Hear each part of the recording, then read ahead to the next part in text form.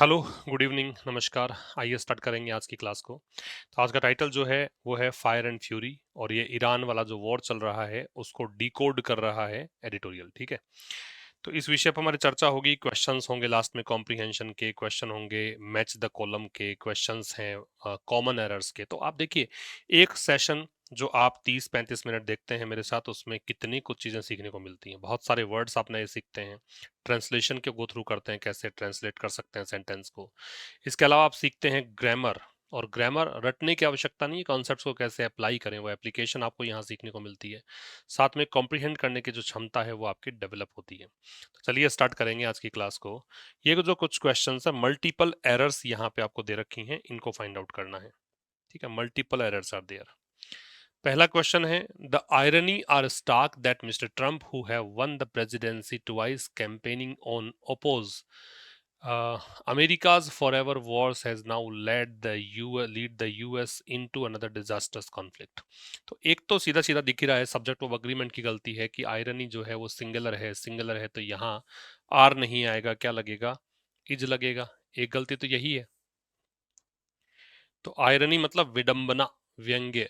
तो विडंबना स्पष्ट है, स्टार्क का मतलब स्पष्ट, दैट मिस्टर ट्रम्प, कि मिस्टर ट्रम्प जो किया, मिस्टर ट्रम्प सिंगुलर है तो हैज, जो कि जीत चुके हैं द प्रेसिडेंसी, राष्ट्रपति चुनाव जो है 2 बार, कैंपेनिंग ऑन।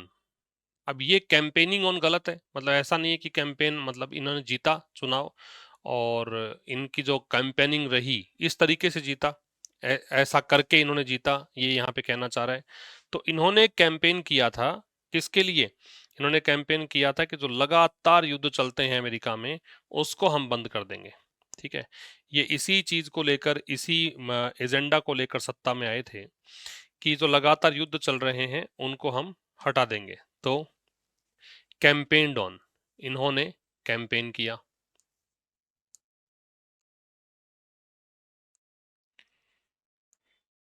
अब कैंपेन्ड ऑन, इन्होंने लगातार कैंपेन किस चीज पे किया? Campaign on opposing, on preposition है, प्रपोजिशन है तो आईएनजी, इस चीज को लेकर कैंपेन किया।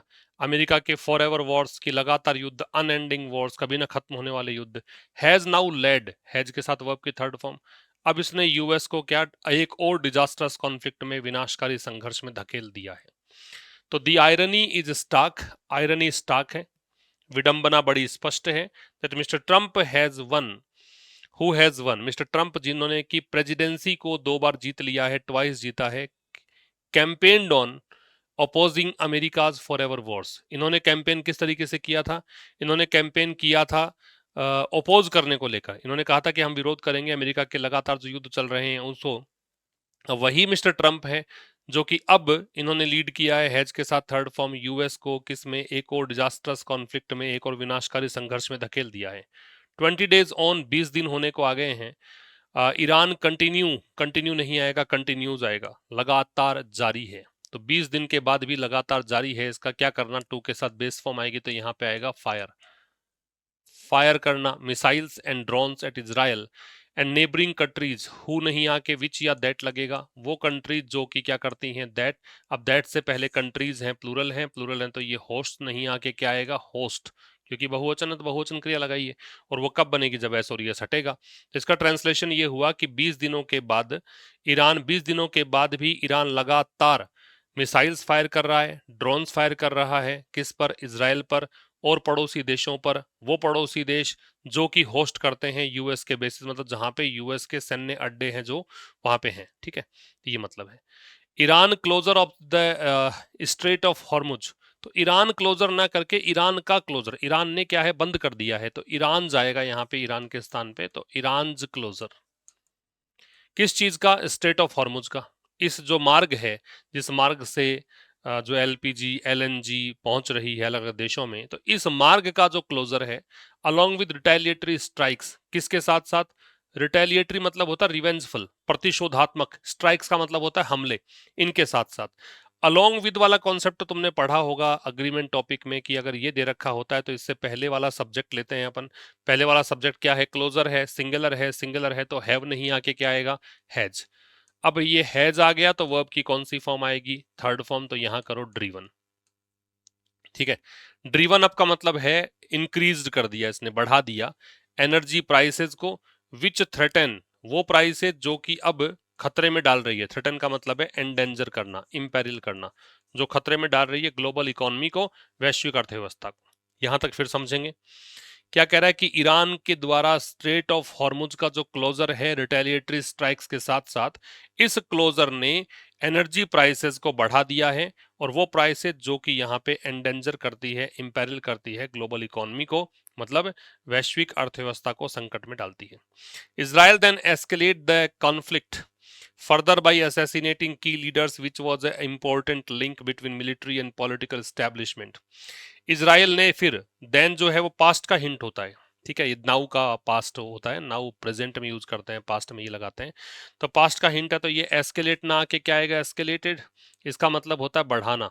तो ईरान ने फिर क्या किया, बढ़ा दिया, क्या, कॉन्फ्लिक्ट को, संघर्ष को, कॉन्फ्लिक्ट का मतलब वॉर या क्लैश से है, युद्ध से, तो इस युद्ध को ज्यादा बढ़ा दिया, ठीक है।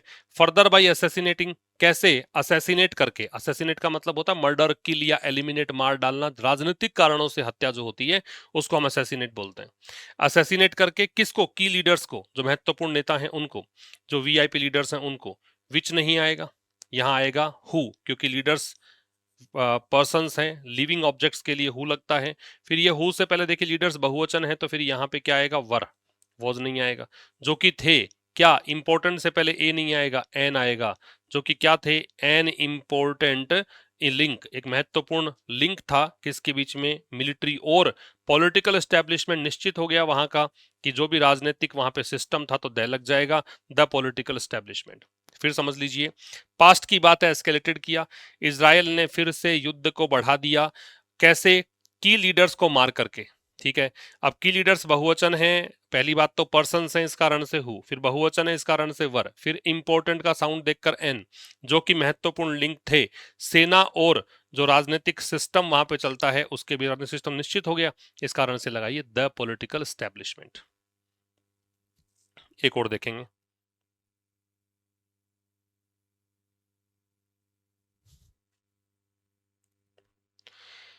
ये देखिए नंबर 5, ऑन वेंसडे, वेंसडे को Israel crossed another red line. अब यहाँ पे आप देखो, जैसे ये वाला भी देख लीजिए, जैसे ये था ना 20 डेज ऑन, 20 दिन होने को आए, फिर सेंटेंस स्टार्ट होता है, यहाँ तुम कॉमा भी लगाओ। ऐसे ही ये वाला है कि ऑन वेंसडे, वेंसडे को यहाँ भी कॉमा लगा दो। वेंसडे को इजराइल ने क्या किया, क्रॉस कर दिया अनदर रेड लाइन, एक और रेड लाइन क्रॉस कर दी। रेड लाइन का मतलब है यहाँ पे उल्लंघन कर दिया, लक्ष्मण रेखा का उल्लंघन कर दिया, यो समझ लीजिए। एक जो एक लिमिट दे रखी थी ना उसको वायलेट कर दिया इसने। तो वेंसडे को इजराइल ने क्रॉस करी एक और रेड लाइन, कैसे करी, अटैक करके, बाई प्रेपोजिशन हो गया, प्रेपोजिशन का क्या लगेगा, आईएनजी, तो अटैक करके। अटैक चूंकि वर्ब है तो बिना कोई प्रेपोजिशन के ही चलेगा क्योंकि ट्रांजिटिव वर्ब है। किस पर अटैक करके, ईरान के साउथ पार्स गैस पर, गैस फील्ड पर, ट्रिगरिंग, क्या करते हुए, ट्रिगर करते हुए, ट्रिगर करते हुए मतलब कोज करते हुए या प्रोवोक करते हुए, ईरानियन स्ट्राइक्स को, ईरान की हमलों को, और ईरान के हमले हुए किस पर, एनर्जी साइट्स पर, कहां पर, गल्फ कंट्रीज में, खाड़ी देशों में। तो यहां तो एक ही गलती आपको देखनी है और एक ये कॉमा लगा सकते हो, तो ये आपका एरर वाला सेगमेंट पूरा हुआ। अब आते हैं, डिस्कस करते हैं आज के इस सेशन को, किस बारे में है, समझ गए होंगे आप, ये इस युद्ध के बारे में, ईरान पे जो युद्ध, यहाँ पे मतलब क्रिटिसिज्म देखने को मिलेगा ऑथर के द्वारा। लेखक कह रहा है कि बिना सोचे समझे आपने युद्ध थोप दिया तो इससे पूरे दुनिया को मुश्किलों का सामना करना पड़ रहा है। The editorial is a sharp critic, ये एडिटोरियल जो है बहुत बड़ा क्रिटिक है, बहुत बड़ा आलोचना है ऑफ द मिलिट्री एक्शन, सैन्य कार्यवाही की, टेकन बाय द यूएस, जो सैन्य कार्रवाई यूएस के द्वारा की जा रही है अंडर डोनाल्ड ट्रंप के अधीन, इन कोलैबोरेशन विद इजराइल, किसके सहयोग से, इजराइल के सहयोग से, अगेंस्ट ईरान, ईरान के against. It argues that the war is poorly planned. अब ये एडिटोरियल जो है वो ये आर्ग्यूमेंट देता है कि ये जो युद्ध है वो बिना किसी प्लानिंग के किया गया, स्ट्रेटेजिकली फ्लॉड है, रणनीतिक रूप से दोषपूर्ण है, एंड ग्लोबली डेंजरस, और वैश्विक रूप से खतरनाक है। तो ये कुछ हम डिस्कस करेंगे इस एडिटोरियल में, समझ में आ गई। तो यहाँ पे सीधी सीधी बात तो है कि क्रिटिसिज्म देखने को मिलेगा आपको, लेखक क्रिटिसाइज कर रहा है यूएस की जो अप्रोच रही है, बिना प्लानिंग के कूद पड़ा है युद्ध में इजराइल के कोलैबोरेशन से, तो इसको क्रिटिसाइज कर रहा है। अब चलिए स्टार्ट करते हैं। फायर एंड फ्यूरी नाम से एडिटोरियल है और ये कि इडियोमेटिक एक्सप्रेशन है फायर एंड फ्यूरी। वैसे फायर का मतलब आग और फ्यूरी का मतलब गुस्सा, वैसे कम्युलेटिव रूप से फायर एंड फ्यूरी जो है वो बहुत ज्यादा या अनकंट्रोल्ड एंगर जो होता है ना उसी को बोलते हैं, अत्यधिक क्रोध को बोलते हैं। तो यहां लिख लीजिए अत्यधिक क्रोध। विनाश को भी कह सकते हैं, दोनों ही मतलब होते हैं, अत्यधिक क्रोध, विनाश, ये सब इसके मतलब है फायर एंड फ्यूरी के। दूसरा है इल कंसीव्ड। इल कंसीव्ड का मतलब है मूर्खतापूर्ण, बिना सोचे समझे, ठीक है। इम्प्रूडेंट, इनएप्रोप्रिएट भी कह सकते हैं, जो उपयुक्त नहीं है। हैवॉक का मतलब है विनाश, तबाही। तो ये कह रहा है फायर एंड फ्यूरी, चारों तरफ विनाश है, चारों तरफ आगजनी है, चारों तरफ गुस्सा है। On the evil ill conceived war on Iran, Iran पर जो बिना सोचे समझे युद्ध थोपा गया है उसको लेकर लिखा गया है। Donald Trump miscalculation. Donald Trump की जो मिसकैलकुलेशन है, डोनाल्ड ट्रंप की जो एक मतलब कहें गलत आकलन है, इन्होंने सही तरीके से कैलकुलेट नहीं किया, इन्होंने गलत तरीके से आंक लिया।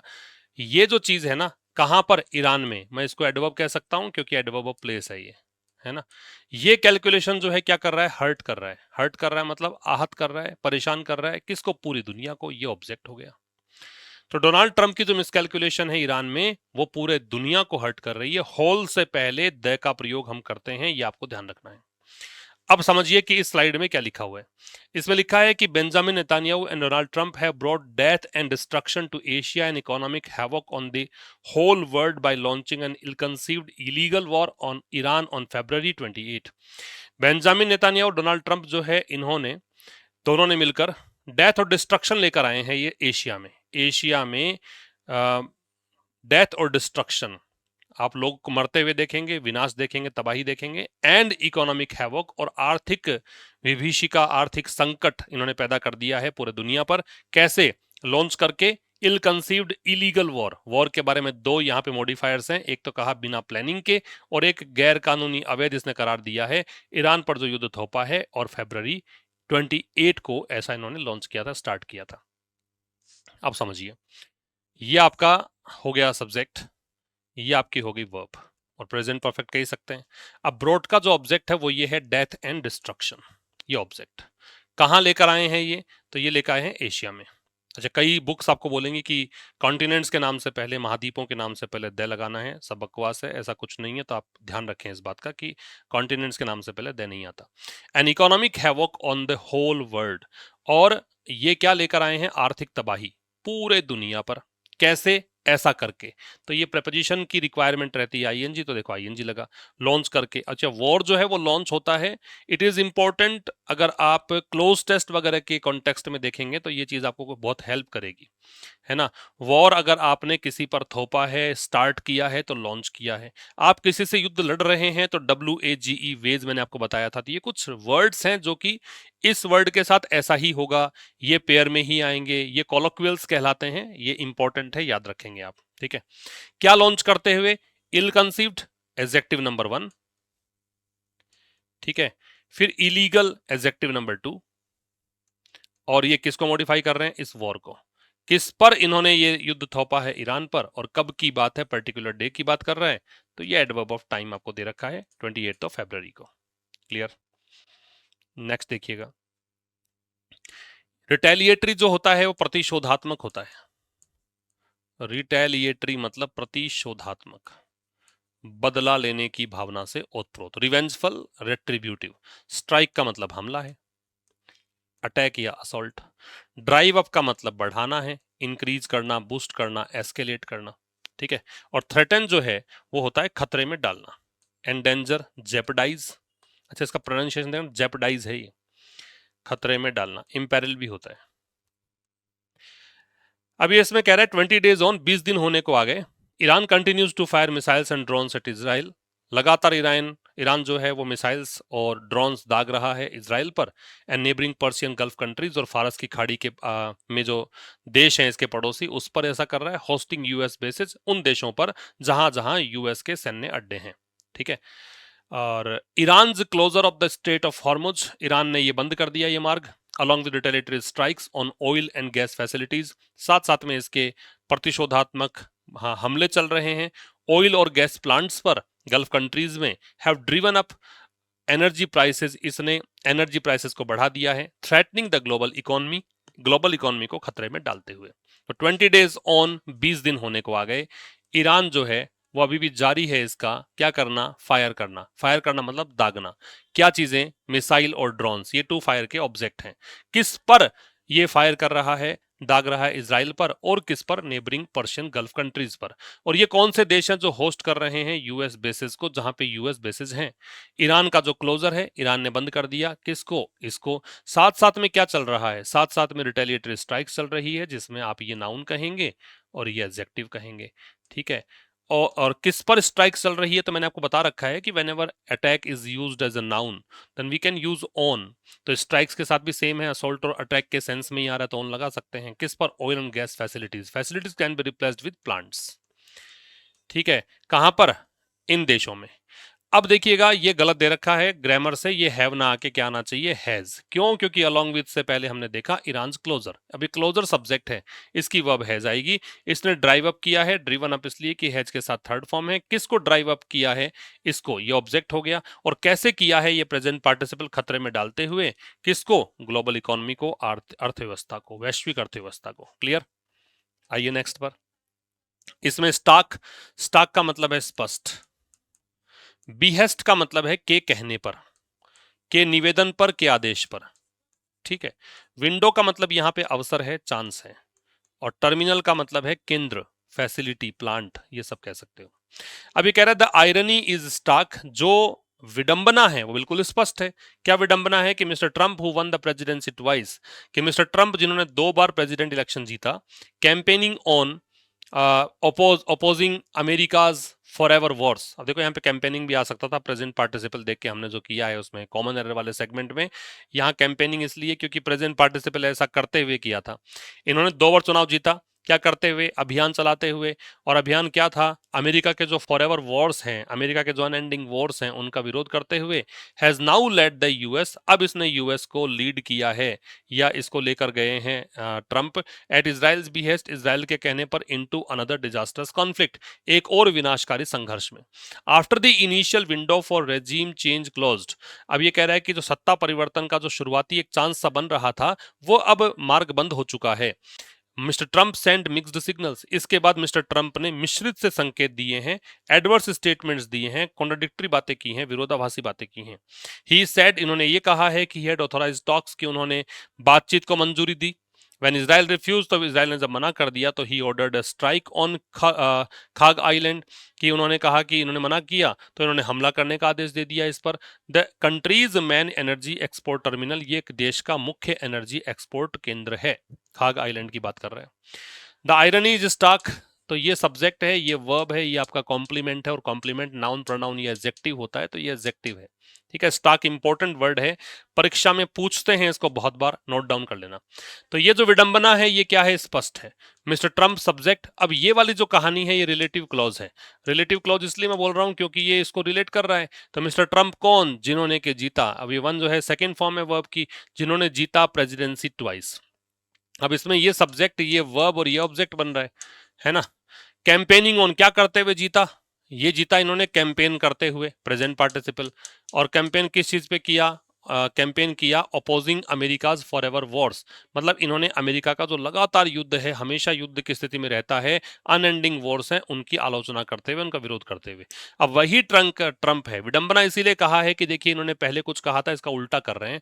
अब वही ट्रंप है जो क्या कर रहे हैं, हैज। अब ये मिस्टर ट्रंप की वर्ब है, नाउ एडवर्ब है। लेड जो है वो लीड की थर्ड फॉर्म में मैन वर्ब है। अब इन्होंने लीड किया है किसको, यूएस को, और किसके कहने पर, इजराइल के कहने पर। और किस में लीड कर दिया है, एक और डिजास्टरस कॉन्फ्लिक्ट में। ये नाउन हो गया, ये एडजेक्टिव हो गया, ये डिटर्मिनर हो गया। ठीक है। अब ये कह रहा after the initial window for regime change closed, इसके बाद, ये कंजंक्शन है क्योंकि इसके बाद सब्जेक्ट वर्ब मिलेगा आपको। ये इनिशियल विंडो सब्जेक्ट है, जिसमें विंडो नाउन, इनिशियल एडजेक्टिव। और किसके लिए इनिशियल विंडो, रिजीम चेंज के लिए, मतलब सत्ता परिवर्तन के लिए। रिजीम का मतलब सिस्टम होता है, ठीक है, गवर्नमेंट होती है। तो सत्ता परिवर्तन करना चाहते थे, वो जो अवसर था वो बंद हो गया।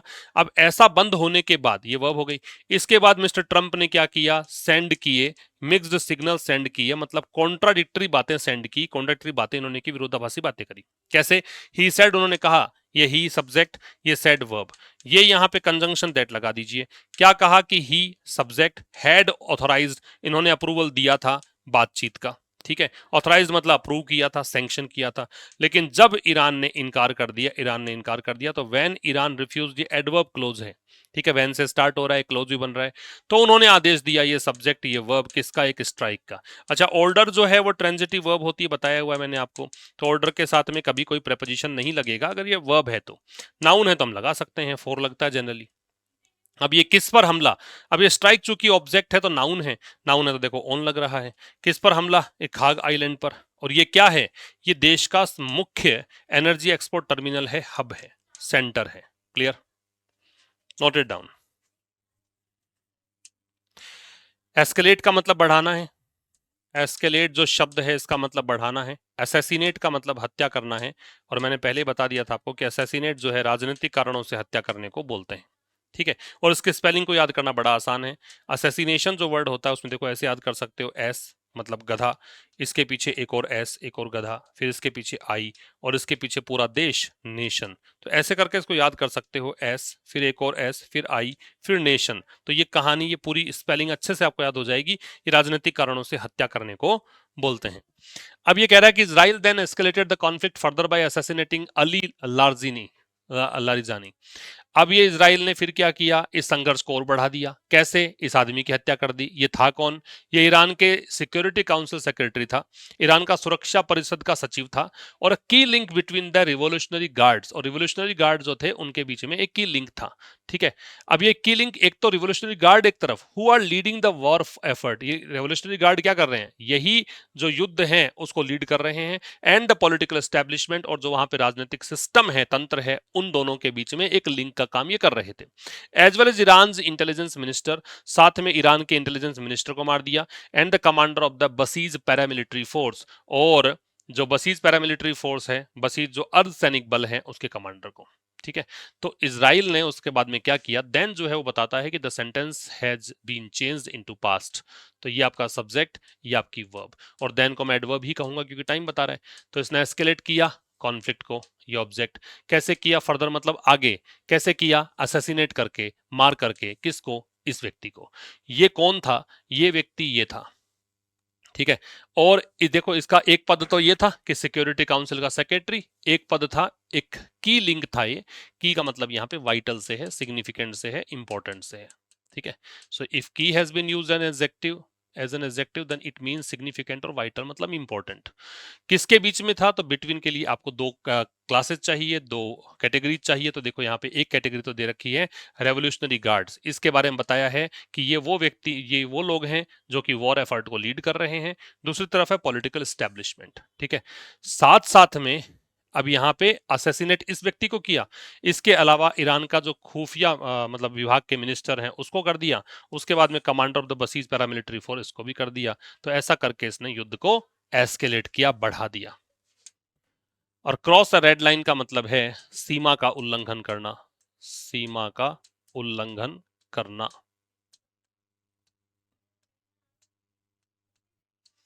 अब देखिए, ऑन वेंसडे, बुधवार की बात है कि Israel crossed another line, red line, Iran, Israel ने एक और सीमा का उल्लंघन किया bye attacking Iran South Pars gas field. कैसे, साउथ पार्स गैस फील्ड को अटैक करके, ट्रिगरिंग इरानियन स्ट्राइक्स, इस प्रकार से इरानियन हमलों को इसने उत्प्रेरित कर दिया। ऑन एनर्जी साइट्स, किस पर, और जो एनर्जी साइट्स हैं उस पर, इन कतर, कतर में, the UAE and Saudi Arabia, यहाँ पे ये एनर्जी साइट्स थी, जगह थी, यहाँ की बात कर रहा है। ये जो साइट्स है ना, ये प्लेसेस की बात कर रहा है। ये साइट जो होता है, ये प्लेस होते हैं, ये वेन्यूज होते हैं, ये स्थान होते हैं। ये साइट जो है वो मेंशन करना होता है, कहना होता है, जिक्र करना होता है। और एक ये वाला जो साइट है, ये विजन होता है। तो ये कंफ्यूजिंग वर्ड्स जो हैं ये काम के हैं, याद रखिएगा। तो देखो, वेंसडे को, ये आपका एडवर्ब हो गया।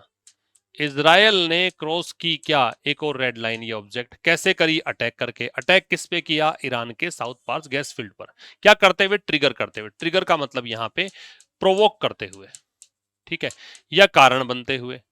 किसका, इरानियन स्ट्राइक्स का। स्ट्राइक्स किस पर, एनर्जी साइट्स पर। कहां कहां पे, इन जगहों पे। बात क्लियर। अब आइए मैच द कॉलम एक्सरसाइज में। निम्बल शब्द है, निम्बल का मतलब क्या बताया, निम्बल का मतलब होता है फुर्तीला। ये तो खैर वर्ड्स ही अलग आ गए, चलो, ये तो कुछ वर्ड्स ही अलग हैं आपके, इसको हटा ही देते हैं अपन। ये इसमें से नहीं है ना। चलो नेक्स्ट पे आइए आप। ये आपको दिया इस एडिटोरियल के बारे में, अगर आप पढ़ना चाहें हिंदी में तो ऐसे पढ़ सकते हैं। इसके बाद में आप ये देखिए वोकैबुलरी जो इंपॉर्टेंट थी वो सब दे रखी हैं। फिर आपको एक टेबल दे रखी है कॉज एंड इफेक्ट मैट्रिक्स के नाम से, पढ़ेंगे मजा आएगा आपको। इसका समरी वगैरह दे रखी है। अब देखिए what is the most appropriate meaning, सबसे अप्रोप्रिएट मीनिंग क्या है निम्बल का एज गिवन। अब ये निम्बल आपको बताना ही पड़ेगा। खैर इसमें नहीं था, निम्बल का मतलब होता है फुर्तीला। निम्बल का मतलब क्या होता है, फुर्तीला। तो यहाँ पे आपका जो आंसर है फुर्तीले के लिए क्या आ जाएगा, quick and light in movement. चलो दूसरा पूछा है रोग का मीनिंग। अब ये यहाँ पे वर्ड्स जो हैं इस एडिटोरियल में नहीं है, फिर भी देख लीजिए। रोग जो है, रोग का मतलब गुंडा या बदमाश होता है, तो गुंडे बदमाश के लिए कौन सा अप्रोप्रिएट वर्ड हो सकता है, डिसऑनेस्ट पर्सन, बेईमान व्यक्ति, यही हो सकता है यहाँ पे। फिर एक पूछा है बैनल शब्द है, इसका मतलब क्या हो सकता है। बैनल का मतलब लिख लीजिएगा, ये अरुचिकर होता है, वेपिड होता है ना, अनइंटरेस्टिंग होता है। और बैनल जो है वो एक प्रकार से हैकनेड होता है, क्लीशे होता है, ट्राइट होता है, कॉमन प्लेस होता है, मतलब जो नीरस हो उसको बोलते हैं बैनल। तो यहाँ पे जो वर्ड है इस तरह का वो क्या आ जाएगा, कॉमन एंड अनओरिजिनल, यही आ जाएगा। इसके हिसाब से तो ये आ जाएगा। इसके बाद में अप्रेज का मतलब मूल्यांकन करना होता है, मूल्यांकन करना मतलब इवेल्युएट करना है, तो यहाँ ये आएगा, अप्रेज का मूल्यांकन करना है। इसके बाद कैलस, कैलस का मतलब निर्दयी होता है, निर्दयी का अनफीलिंग या इनसेंसिटिव। अब देखिए एडिटोरियल के अकॉर्डिंग क्या पूछा है। According to the editorial what immediate global economic threat was caused by Iran's closure of the strait of Hormuz and retaliatory strikes. इसका इमीडिएट क्या रहा, मतलब कहा था ना कि स्ट्रेट ऑफ हॉर्मुज इसने बंद कर दिया था, आगे रिटेलिटरी स्ट्राइक्स की थी, उससे क्या फर्क पड़ा था, तो collapse of the Asian stock market, Asian stock market धराशायी हो गई, ऐसा दे रखा था क्या। Driving up of global energy prices, ये दे रखा था, जो ग्लोबल एनर्जी प्राइसेस हैं वो बढ़ गए थे। फिर पूछा है which location is identified in the passage as Iran's main energy export terminal that was targeted by a US strike.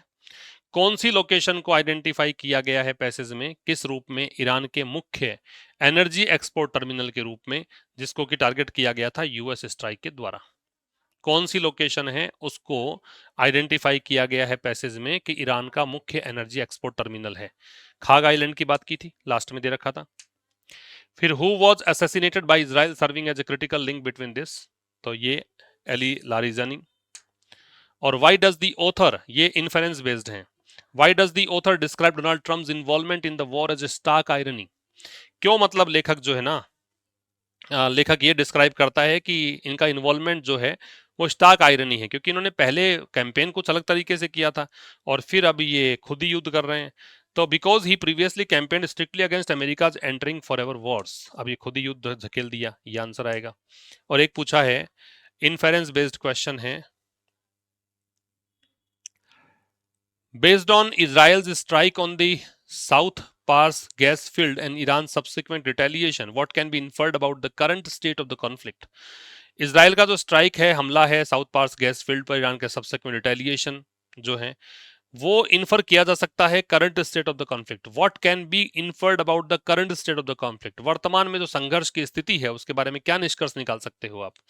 The conflict is nearing A peaceful resolution through diplomatic talks, तो conflict जो है वो nearing a peaceful resolution, ये जो conflict है वो peaceful resolution के नजदीक आ रहा है, मतलब कहें कि कॉन्फ्लिक्ट जो है डिप्लोमेटिक टॉक्स, जो कूटनीतिक बातचीत है उसके द्वारा ये शांतिपूर्ण हल निकालना चाहते हैं, तो इसके नजदीक आ रहा है, ऐसी बात नहीं कह रखा है। फिर कह रहा है the war is strictly contained to the border of Israel Iran, क्या जो वॉर है वो लिमिटेड है इजराइल ईरान तक ही नहीं। The conflict has spilled over into a broader regional war involving neutral and neighbouring gulf states, इस conflict जो है ये आगे भी फैल गया है और उन जगहों पर भी, पड़ोसी जो गल्फ स्टेट्स है वहां पर भी जो न्यूट्रल रहे थे, बिल्कुल ये हो सकता है। The revolutionary guards have treated from their military, नहीं ये मतलब नहीं है, तो सी आपका आंसर इसमें आ जाएगा। और ये आपका वन लाइन टेक अवे है कि क्या आप सीख सकते हैं इससे।